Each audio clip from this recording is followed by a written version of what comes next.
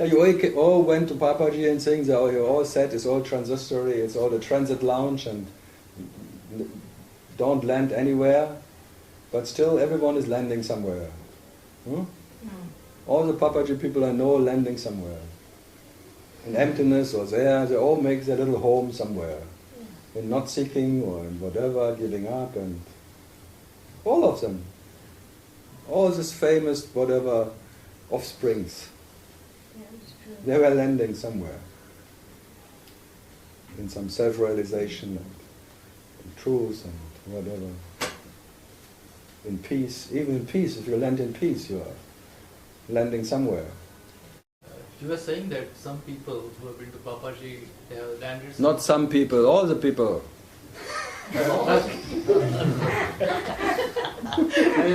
I don't find anyone. I talked to Yogi. He asked, I say, Papaji, I think in the last 2 or 3 years you all were singing, he really gave up on everyone. Really resigned from the idea that he can do anything. And then he was real. Then I liked him. Before, fuck it.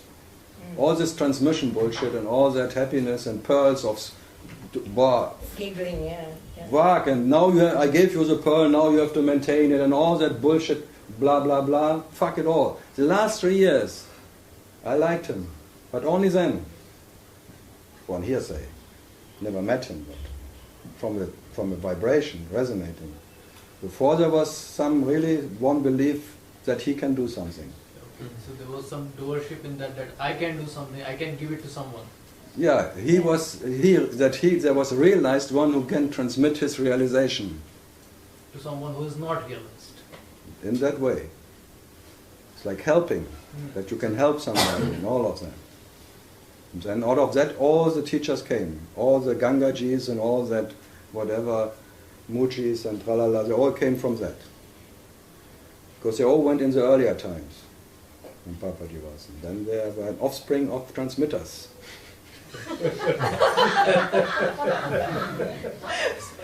It's like a disease. Transmitting disease. And transmitters look for antennas. Where are my antennas? I need receivers, because I'm a transmitter. You got it? What's his question? Huh? Doesn't it help in the relative? Do what?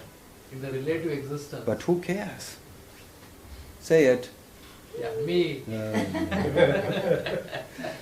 Okay, if you want it.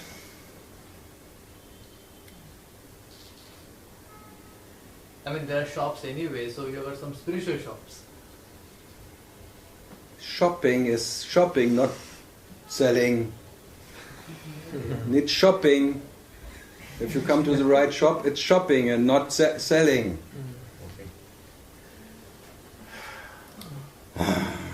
When Kali goes shopping, it's shopping, not buying. Never pays. Huh? Or does Kali pay when she goes shopping? Yeah. That's are the bones of existence. Good, great bonuses. Bones. Good. So, I think you all know how it is to sit with transmitters. Huh?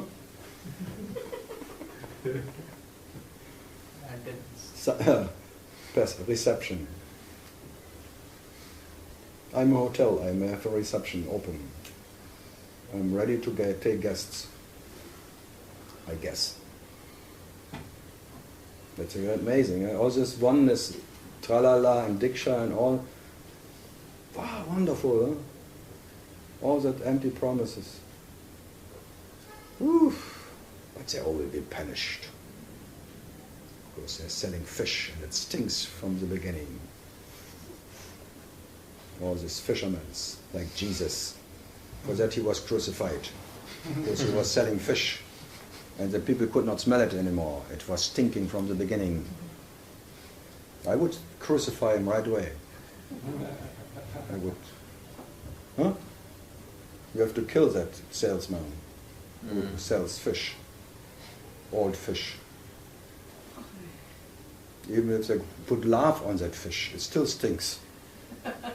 Peace fish.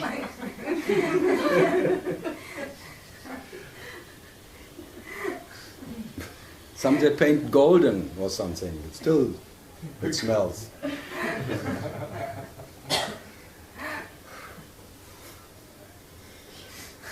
So there are two different. There's self-is or you are selfish. Are you selfish or self-is? Yeah, there. That's all.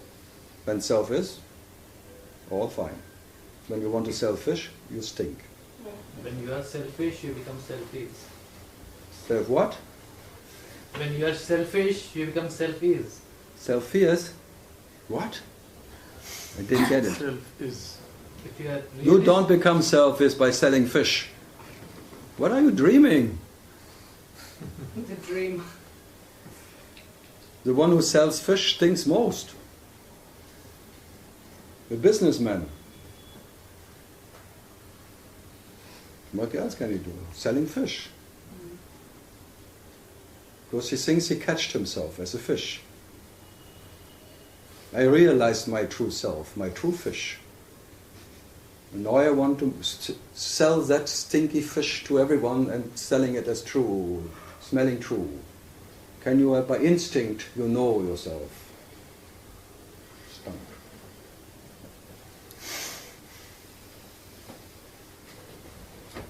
You sit too close, otherwise I would.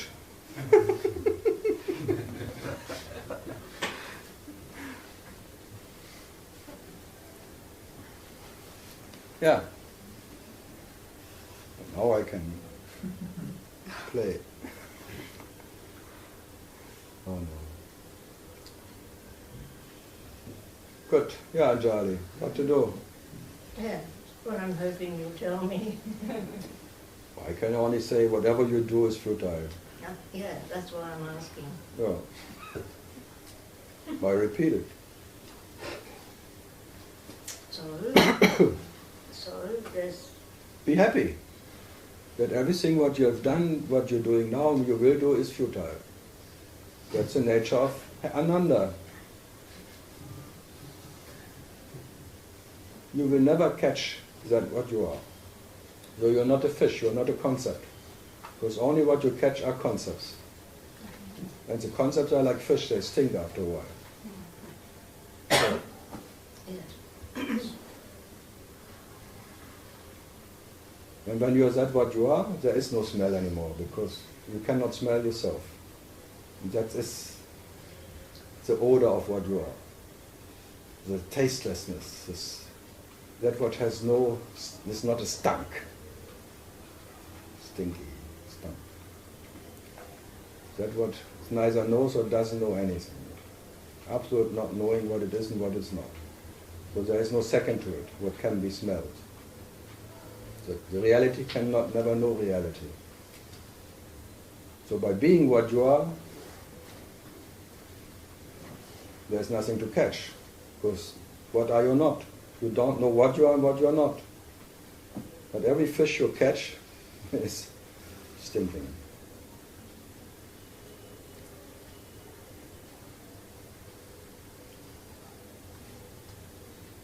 Shop. Amrita. What is your fish? Everyone comes with this little fish to me, and I have to, and they all want me that I eat it. And then they're disappointed that I say no.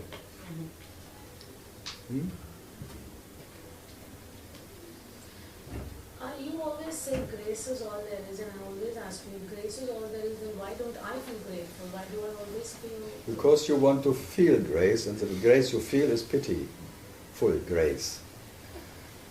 You make it relative, and for that you will be punished. But Not but. I am relative. You're not little. You make yourself little by trying to taste yourself.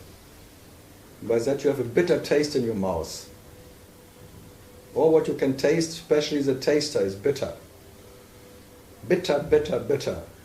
And now you want to make it sweet, and it's even more bitter, because you have an imaginary sweetness in your imaginary mind, and that imaginary sweetness makes every other taste bitter. Self-guilty. You imagine some enlightenment, some extraordinary tralala, what should happen for you, and a special taste. That's why everything is bitter. Moment by moment bitter. Sad and bitter.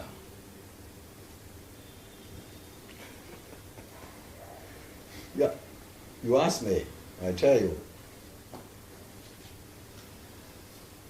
This little desiring oneself makes everything bitter. Expecting some special event in whatever, where I know myself and everything will be forever happy ever after. Me will be happy in paradise, or next to God sitting in heaven and listening to the trombones forever. And then you imagine it, and then you're already bored, and then you think, no, I'd rather stay here. Heaven is boring. The concept of heaven, what people tell you, that is boring. Yeah, heaven and hell need each other. That's why it keeps you busy down here. Busy in hell, rather being busy in hell than having nothing to sell in heaven. Karl, but all this journey with the so-called masters or shopping or whatever you want to call it, it's an endless one. It seems as if it's been years and... Yeah, what did I say? It will always be there. Years and years, billions of years, infinite. Consciousness tries to sell ideas to consciousness. And there is no beginning in it of consciousness being a businessman trying to sell itself something. It's a seller and the buyer in persona. The lover and the beloved. And the lover always wants to please the beloved. And the beloved wants to please the lover. Both want to please each other. And they're never pleased. Of course there's separation between the lover and the beloved. So when will the separation end? There's no end of separation. It never was there. How can you end something what was never there? There was never any separation. There's only that what is self. And self cannot separate itself from the self. So the experience... There's an imaginary separation. So what? How can you end an imaginary separation? If you could end it, it would be real. So whoever claims that he ended separation makes separation real. So he is fucking himself really deeply. So all these people... It's like even the one who is ending seeking. He makes seeking real. I renounce seeking, or I whatever, now I gave up seeking. What does it mean?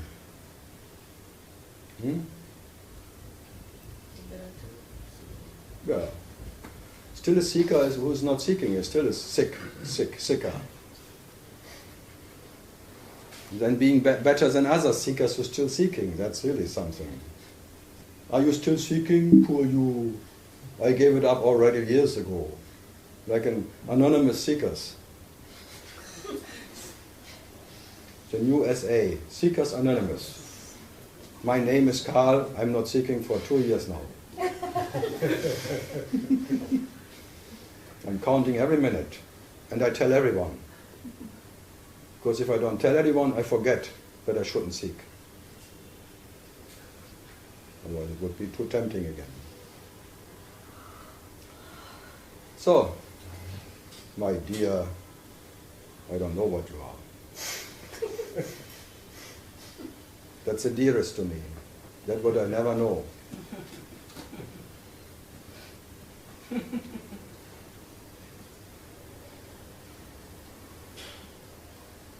Hello. Tired? Heavy. Huh? Heavy. Heavy? Oh. One can make it light and one can make it heavy. If you want to carry it, it becomes very heavy. And then I make it more heavy. That's it. That's the way it is. If you want to make it light, I make it more light. Lightly. Lightly. No, the message is quite heavy, I know, but for that I make jokes.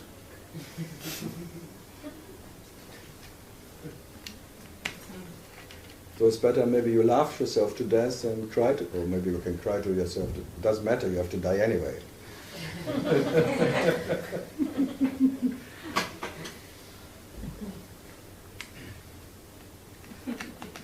But it's hard to die when you're not even alive, huh? It's hard to die When you're not even alive. But you try to die, but you don't even live. Wow. So something what is really impossible, huh? What you are is never born, but you try to die. Wow. And you always fail. Huh? You are failing.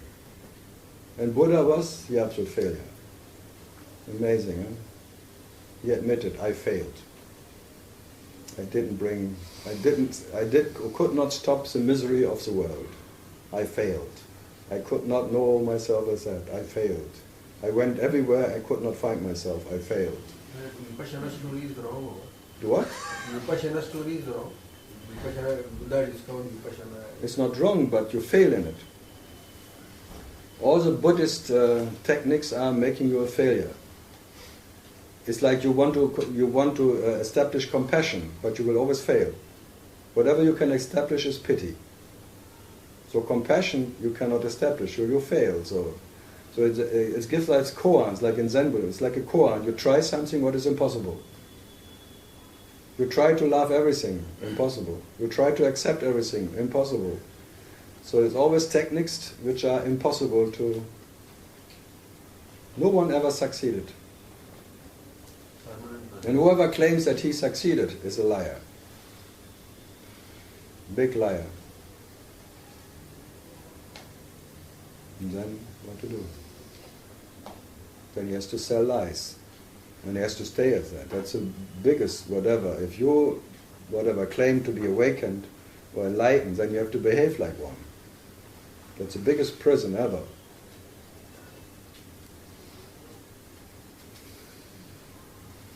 That's why I like Ramesh a little bit. He still was having girlfriends.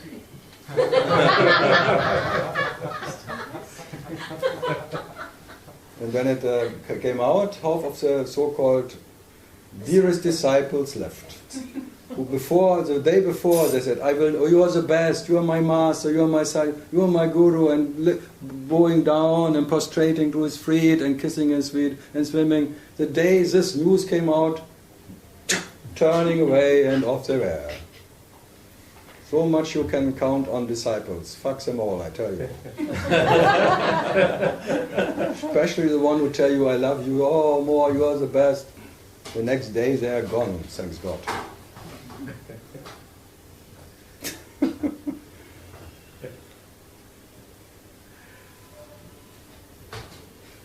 Cycling away, decycling away. Decycling.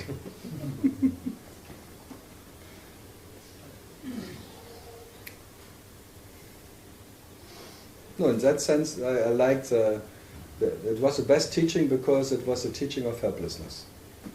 He could not do it.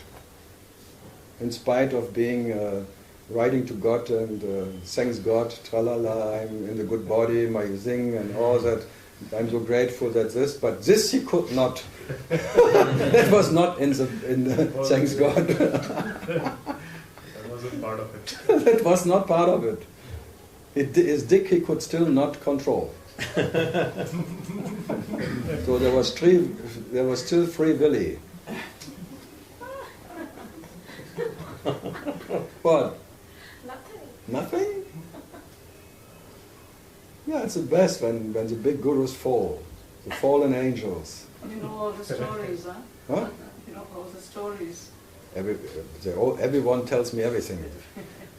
Even if I don't want to hear it.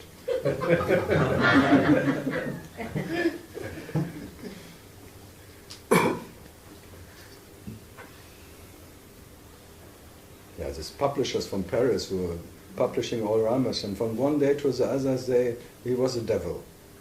Wow, this couple. And I had to, because they associated me with that whatever, and then they put me in the same hell. So I have nothing to do with it, but you are okay. Then I'm in good company.